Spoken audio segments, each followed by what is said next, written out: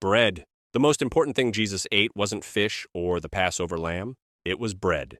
In first century Judea, bread wasn't an addition to the meal. It was the meal. For most people, bread made up the majority of their daily calories. Wheat, if you could afford it, barley, if you couldn't. This wasn't artisan bread or ceremonial bread. It was coarse, simple, and essential. To run out of bread didn't mean inconvenience, it meant hunger. This was dense, flat bread, baked quickly, meant to be torn by hand and eaten with almost every meal, not for enjoyment, but for endurance. That context changes how we hear Jesus' words. When he teaches his disciples to pray, he doesn't say, "Give us abundance," or "Give us security." He says, "Give us each day our daily bread." Luke 11:3.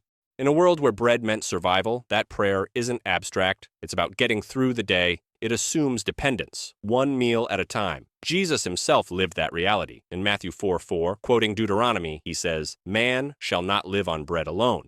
Notice he doesn't dismiss bread, he assumes it. Bread is necessary, but not sufficient. It keeps the body alive, not the soul. After the resurrection, when two disciples walk with a stranger on the road to Emmaus, they don't recognize Jesus through teaching or miracles. Luke 24 says they recognize him when he broke the bread. Luke 24:30-31.